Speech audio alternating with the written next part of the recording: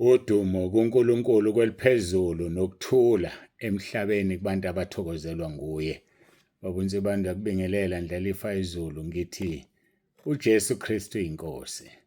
Simbonga-ke kakhulu uNkulunkulu bangcwele, siyamdumisa ukuba siphinde sikwazi ukuhlangana futhi namhlanje ngosuku lwangolesine. Kusasa-ke kuqala izinkonzo kuqala iy'nkonzo zikaJuly Conference yaqala kusasa isikhathi ngo-4 ntambama. Inkonzo yokuqala iyangena, sithemba ukuthi izophela ngabo-6:30. Kodwa-ke ngale kwalokho siyambonga uNkulunkulu kwangathi anganigcina endleleni yonke anibiyele. Sesinilindile noma sisasebenza nje, asikakabi ready ukuthi nifike namhlanje, kodwa sikholwa ukuthi kusasa sobe sesi-ready. Sinilindile bafowethu kakhulu. Kuyabanda-ke la, kodwa kubantu abasuka endaweni ebanda ngempela akubandi la. Ngake ngasebenza eNyukhasela, nizwile ngikhuluma ngesande edlule kade sivakashelwe uZondi la, oZondi ababili. Ngangasebenza eNyukhasela, kuyabanda kuleya ndawo. Ngingazi-ke ngakrekhisa i-windscreen yami, kulele iqhwa kwi-windscreen, ngathela amanzi ashisayo, kanti akuthelwa ashisayo avele yakhrekha. Kuthelwa abandayo uma kulele iqhwa kwi-windscreen, lizosuka kodwa uthela abandayo. Ayike ngafunda-ke lapho, kuyabanda-ke labona-ke. Ngangithi uma ngifike la ebusika ngiyishayele ngengalo bethi bayagodola, awu amakhazi awekho la. So-ke ngamanye amagama ngizama ukuthi abasuka la kubanda khona kakhulu bazothola kushisa la, kanti abazosuka endaweni ecishe ifane nale bazozwa ukuthi kuyabanda.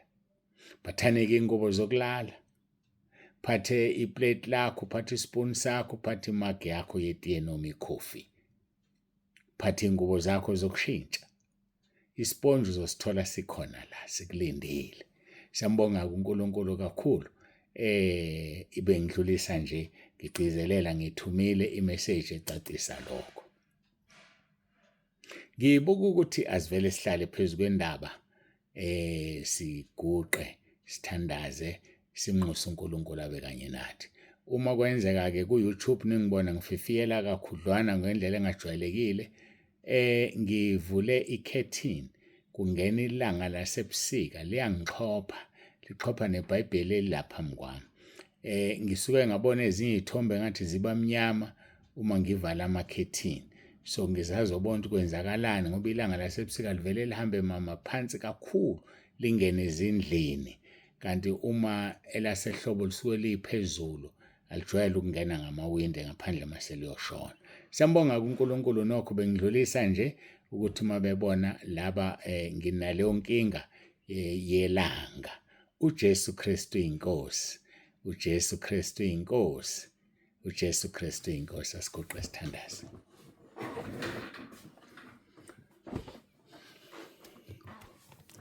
Baba ongcwele, Baba olungileyo, uNkulunkulu wethu onomusa, siyathoba phambi kobuso bakho. Siyabonga ukuthi sihlangene futhi ukudla isidlo sosuku esivela kuwena. Qhubeka ukhulume ngomoya wakho ingcwele, uzambule, silalele Nkosi. Siyabonga sekusele nje usuku lolu, kusasa ziyaqala inkonzo. Bagcineke endleleni njengoba usithembisile ukuthi uzokwenza Nkosi. Nathi siyabonga ukuthi usigcinile lapha ekhaya, usigcinile Nkosi, cishe kwenzeka imbedumo ehlwana. Bese kokonakala ney'nkonzo, uSathane ubehlaselile, kodwa wena ngamandla akho Nkosi siyabonga, siyabonga, siyabonga Nkulunkulu wethu. Sibonga ukuthi siyaphila ngoba ngazi bekuzokwenzakalani, sitholakala sife sonke lapha ekhaya. Iy'nkonzo seziseduze, ukulimala bekuzoba sezweni. Wathuma ingelosi yakho wayithumayo kuDaniyeli yavimba imilomo yengonyama, nakuthina wayithuma yavimba imilomo yengonyama. Dumo lonke lungolwakho silinika wena, siyabonga. uJesu Kristu inkosi, uJesu Kristu inkosi, uJesu Kristu inkosi. Kuba mnandi uma ngisho njalo uNkulunkulu wami ngithi uJesu Kristu inkosi, ngoba ubukhosi bakho ubukhombisile, sibonile. uJesu Kristu inkosi. Amen.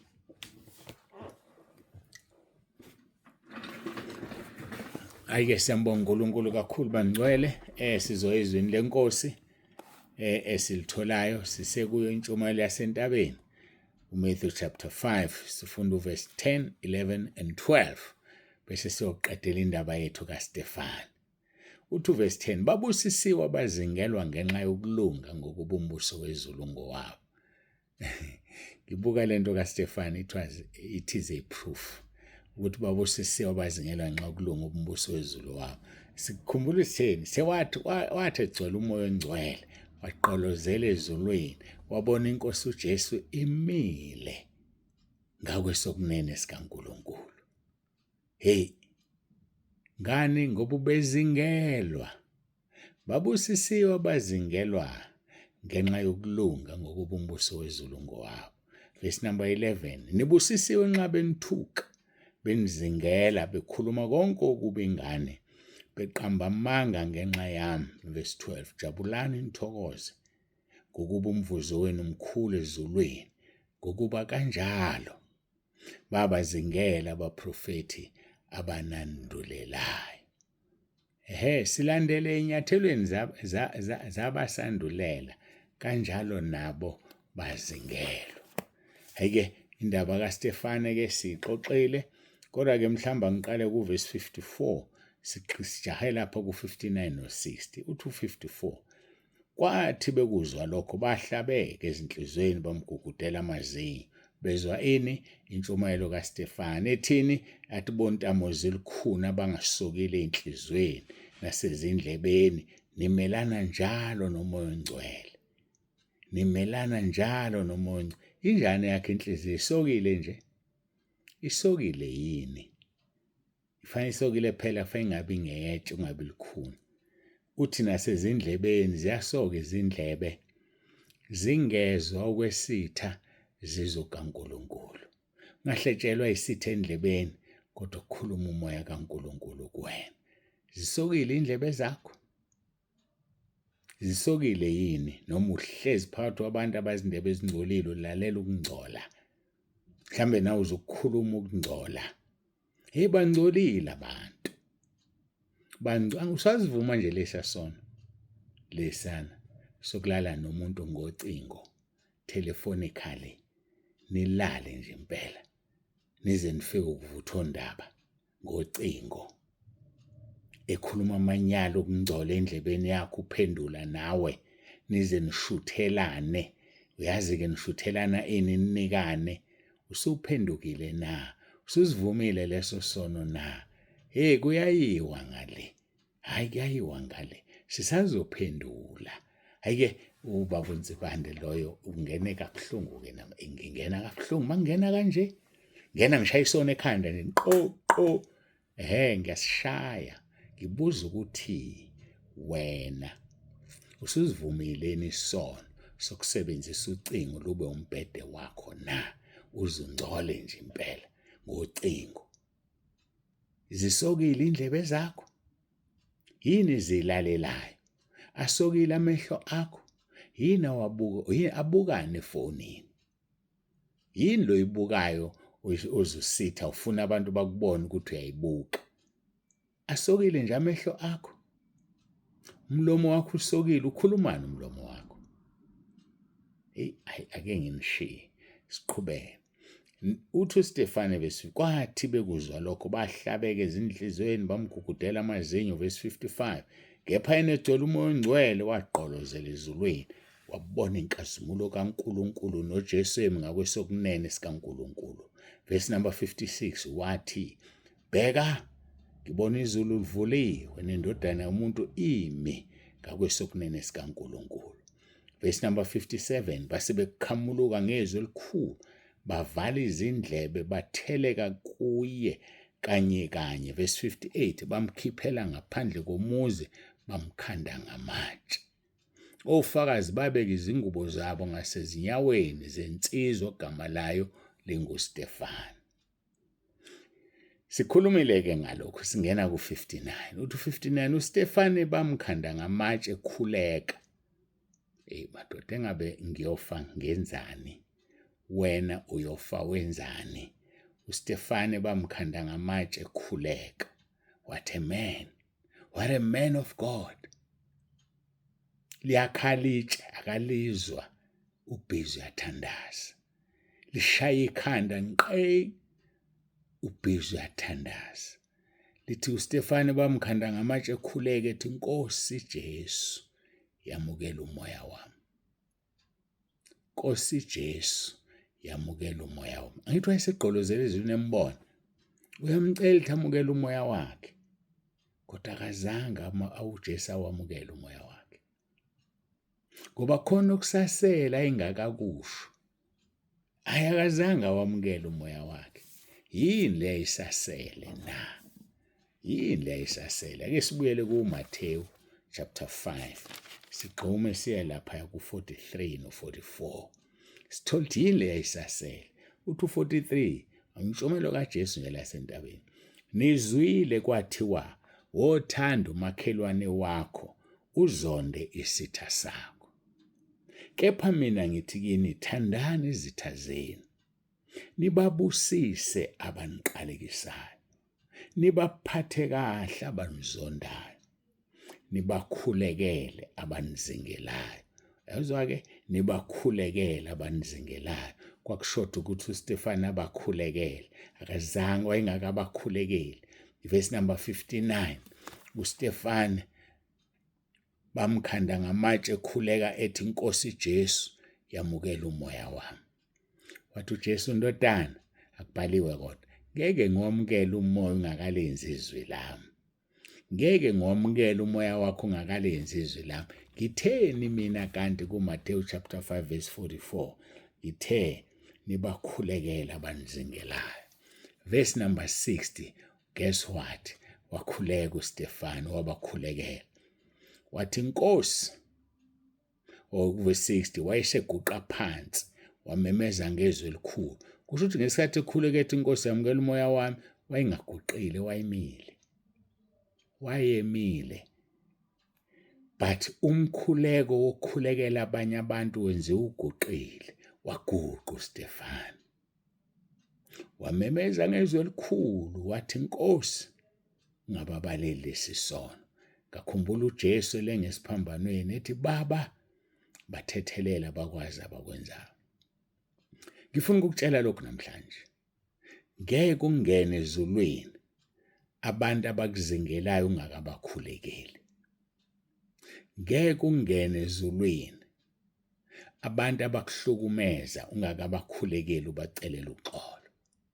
Hayi ngoba bezoxolelwa, kodwa uNkulunkulu uzosusa igqubu kuwe, uzosusa ubuhlungu benhliziyo kuwe. Kodwa mina ngikutshela ukuthi ngeke ungene ezulwini. Swabakhulekela nje laba ababekuhlupha. Mina ngisho lo wakudlwengula usemncane, wamkhulekela. Usumkhulekele nomcelela uxolo. Umalume wakho lo wakudlwengula, noma ubhuti wakho omdala, useyintombazanyana omncane wakudlwengula. Usumkhulekele na?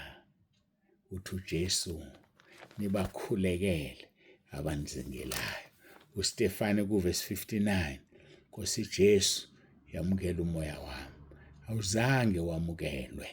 Kwadingeka ukuthi aguqe phansi, amemeze ngezwi elikhulu. Wathi, Nkosi, ungababaleli lesi sono. Eseshilo lokho, walala ubuthongo.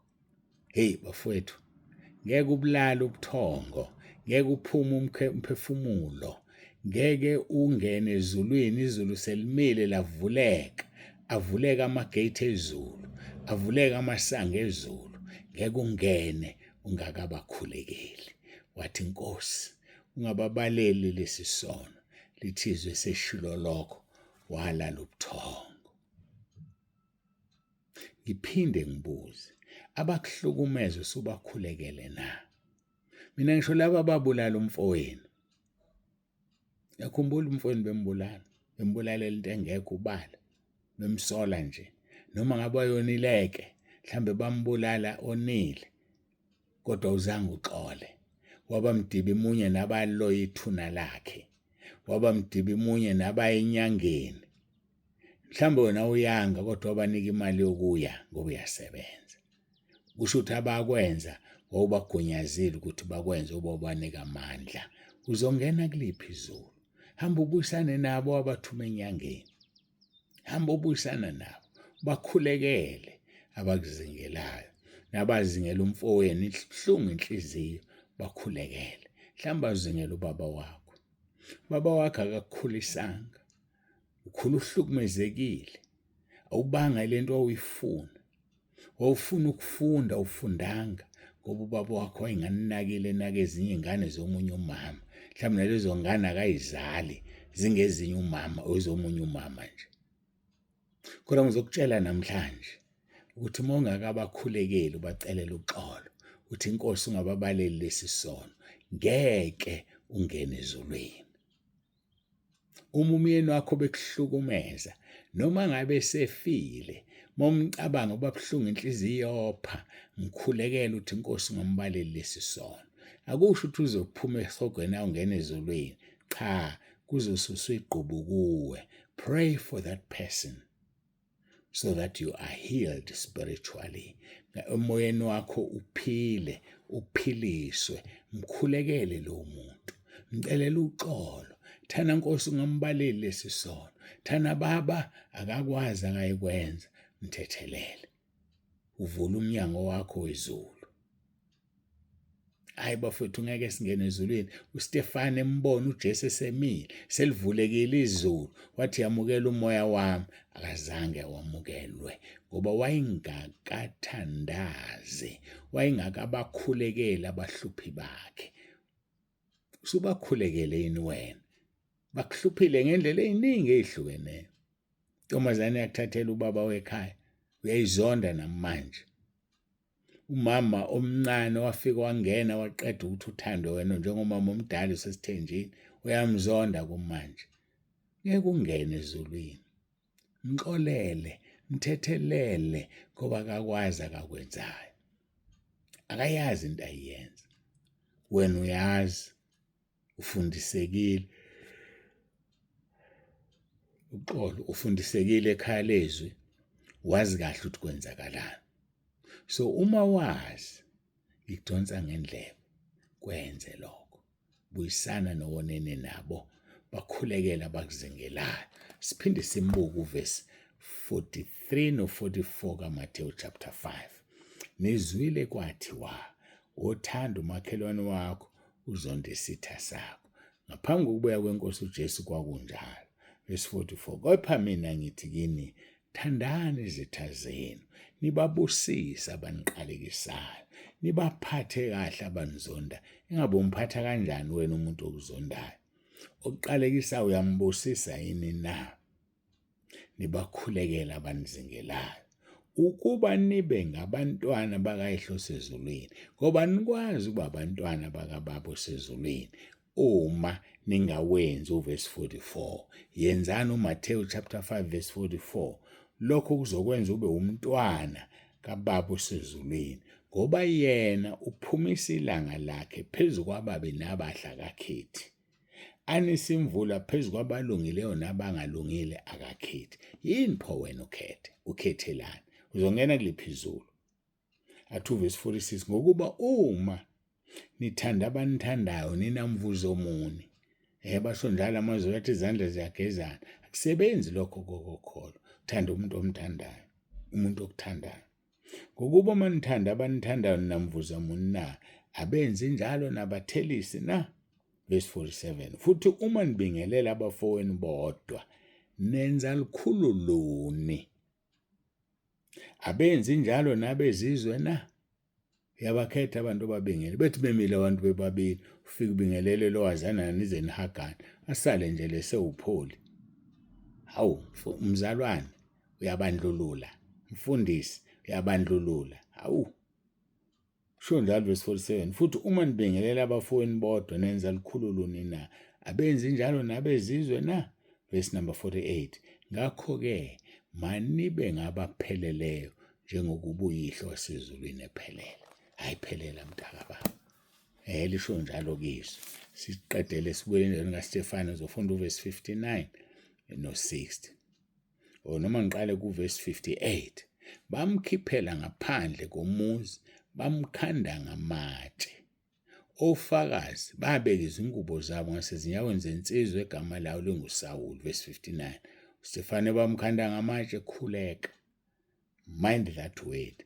Bamkhanda ngamatshe ekhuleka ethi Nkosi Jesu yamukela umoya wami. Verse number 60. Wayeseguqa phansi wamemeza ngezwi elikhulu wathi Nkosi ungababaleli lesisono. Eseshilo lokho walala ubuthongo. Siyambonga kuNkulunkulu kakhulu ngale nkonzo ezosifundisa ukuxolela. Izosifundisa ukuthi noma besizingela umvuzo wethu umkhulu ezulwini, kodwa thina masenze njani? Masibaxolele. Babusisiwe abazingelwa ngenxa yokulunga, ngokuba umbuso wezulu ngowabo. uStefani bawuthatha umbuso wezulu bawubeka etafuleni nje kuye, wavele wangena. But wafa nje athi njani? Axolele, athi Nkosi ungababaleli, wayesengena ezulwini. Nibusisiwe nxa benithuka benizingela, bekhuluma konke okubi ngani, beqamba amanga ngenxa yami. Iyangikhumbuza le nkonzo ukuthi nginesibusiso, ngibusisiwe. Yazi ukuthi ngibusisiwe ngoba mina ngiyazingelwa, ngibusisiwe. Noma ukuzingela kwabo kungaphumeleli, mhlawumbe sebeze bayeka ngazi, kodwa nje ngibusiselwe nje ukuthi ngiyazingelwa ngenxa yokulunga. Jabulani nithokoze ngokuba umvuzo wenu umkhulu ezulwini, ngokuba kanjalo babazingela abaprofeti abanandulelayo. Ayike babonse bantu ukuthi asiguqe sithandaze sesifika emaphethelweni enkonzo.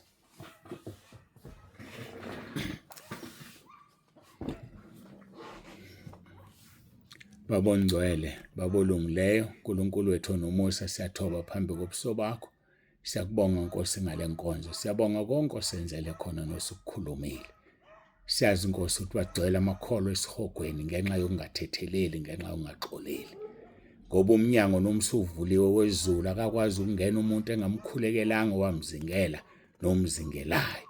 Siyabonga uNkulunkulu wethu, siyabonga Moya Ongcwele. Abasizingelayo siyabakhulekela. Ngiyabakhulekela kumanje abazingela mina. Ngithi bathethelele Nkosi abakwazi abakwenzayo. Bathethelele uNkulunkulu wami abazi ukuthi bazingela wena uqobo mabezingela mina. Baxolele Nkosi ngiyacela abakwazi abakwenzayo. Ngiyabonga ke uNkulunkulu wami ngoba kwaba kuhle kuwe ukuthi ungibonise bona, ngiyabazi. Ingakho ngibacelela uxolo futhi namhlanje. Thatha udumo ke Nkosi, siyabonga ngale nkonzo, busisa wonke umuntu olalele. Kakhulu alizwi izalenza angagcina amagquba athethelela abantu abaphathe kahle, abaphukudla amabelambile abamzondayo, aphinde abaphuzise, ngoba lithi izwi lakho ngalokho ufumbela amalahle avuthayo ekhanda labo. Siyabonga uNkulunkulu wethu, khonza uNkulunkulu umphindiseli. Thina siphindiseli, kodwa ukhona wena ngumphindiseli omkhulu. Thina senza okuhle ngeshwa, okuhle sikwenzayo thina kungamalahle avuthayo okubona. Dumo lonke lungu lwakho. Siyabonga Nkosi Jesu, siyabonga Moya Ongcwele. Uma usasigcinile kuze kube usuku lwakusasa enkonzweni, dumo lonke lungu lwakho. uJesu Kristu inkosi, uJesu Kristu inkosi, uJesu Kristu inkosi. Amen.